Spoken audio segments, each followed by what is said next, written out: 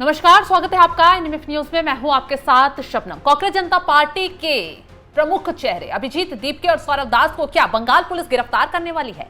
क्या अब दिल्ली पुलिस भी इन लोगों को पूछताछ के लिए बुलाने वाली है? क्योंकि चारों तरफ से अभिजीत दीपके, सौरभ दास की मुश्किलें बढ़ती जा रही हैं। अभी तक फैजान अंसारी दिल्ली में उनके खिलाफ शिकायत देकर बाहर ही निकले थे। अभिजीत दीपके को पाकिस्तानी एजेंट बता रहे थे, उमर खालिद का आदमी बता रहे थे, तुरंत गिरफ्तारी की मांग कर रहे थे। सर, मैंने सीजीपी पार्टी के जो फाउंडर है अभिजीत दीपके, उनके अगेंस्ट आज मैंने दिल्ली डीसीपी सर को रिटर्न कंप्लेंट फाइल करी है। क्योंकि मेरे ऊपर, मैं ऐसा इंसान हूं सर कि मैं खुद उस चीज़ का प्रूफ लेके आया हूं। मेरे ऊपर अभिजीत दीपके के लोगों ने अटैक किया, पुणे में मेरे ऊपर अटैक हुआ, औरंगाबाद में मेरे ऊपर अटैक हुआ। ऑलरेडी 2 केस उसके लिए फाइल हैं और मैं चाहता हूँ दिल्ली पुलिस इमीडिएटली अभिजीत दीपके को अरेस्ट करे। और सबसे बड़ी बात सर, दिल्ली पुलिस को, दिल्ली सीएम को हेड्स ऑफ है, जिन्होंने सोनम वांगचुक को सही टाइम पे डिटेन किया, जिसकी वजह से दिल्ली का माहौल ख़राब होने से बचा।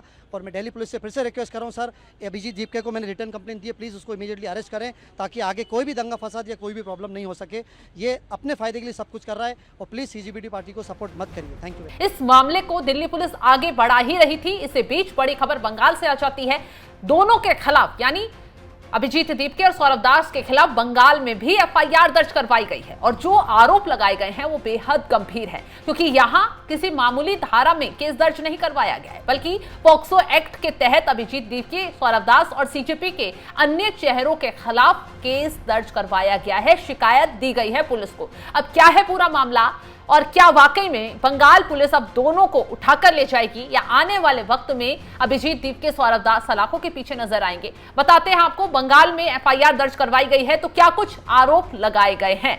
दरअसल कांग्रेस जनता पार्टी के संस्थापक अभिजीत दीपके की मुश्किलें बढ़ रही हैं। पश्चिम बंगाल में अधिवक्ता रिंकी चटर्जी सिंह ने Siliguri cyber crime police station में अभिजीत दीपके, सौरभ दास और सीजेपी आयोजकों के खिलाफ पॉक्सो अधिनियम की धारा 13, 14 और 15 बीएनएस की धारा 153 के तहत एफआईआर दर्ज करवाई है। और इस एफआईआर में उन्होंने सीधे सीधे आरोप लगाया गया है कि इन आयोजकों ने अपने दिल्ली वाले जंतर मंतर पर जो प्रोटेस्ट हुआ था उसमें नाबालिगों को इकट्ठा किया। मतलब स्कूल की छात्राएं तक वहां पर पहुंची और उन्हें संसद के घेराव के लिए उन्हें आगे बढ़ाया गया, सड़क पर उतारा गया। जिसके बाद क्या हुआ, वो लोग गाली देते नजर आए क्योंकि उन्हें उकसा दिया गया था। प्रधानमंत्री को गालियां दी गई, सीएम को गालियां दी गई। जिस भाषा का इस्तेमाल किया गया वो सब सौरभ दास, अभिजीत दीपके के उकसावे के बाद हुआ। इस एफआईआर में सीधा सीधा यही आरोप लगाए गए हैं और पॉक्सो एक्ट के तहत ये एफआईआर दर्ज करवाई गई है। तो आने वाले वक्त में बंगाल पुलिस क्या कुछ एक्शन लेती है, ये देखने वाली बात होगी। क्या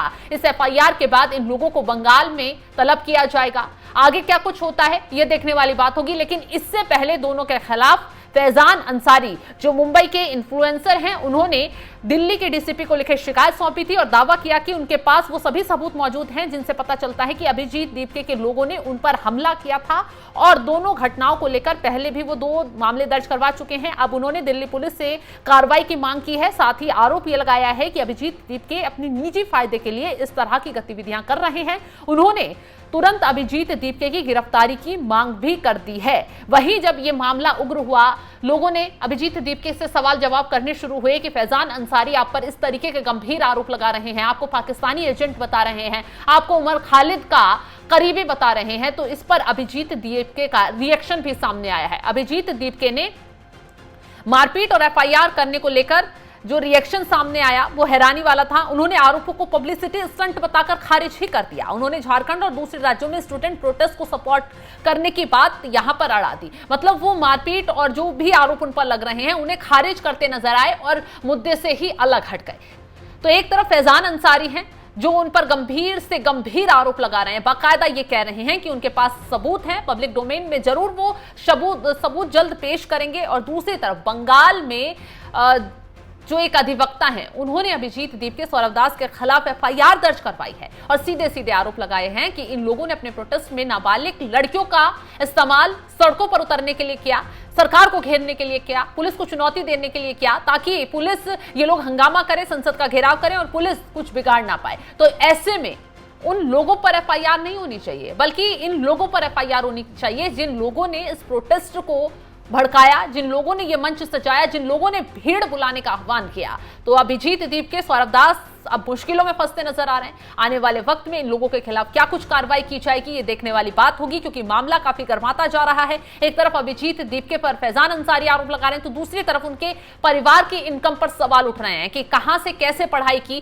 कैसे वो विदेश पहुंचे, कैसे बोस्टन में उन्होंने पढ़ाई की, पैसा कहां से आया, कौन फंडिंग कर रहा था, सीजेपी की फंडिंग किसने की। इसको लेकर तमाम सवालों में अभिजीत दीपके, उनका परिवार फंस चुका है। और इसी बीच आरोप अब उन पर प्रदर्शन में बुलाई गई नाबालिगों की भीड़ को लेकर भी गंभीर लग रहे हैं। अब बंगाल पुलिस आने वाले वक्त में क्या कुछ एक्शन लेती है, ये देखने वाली बात होगी। फिलहाल इस खबर को लेकर आप क्या कुछ राय रखते हैं, कमेंट बॉक्स में जरूर बताइए।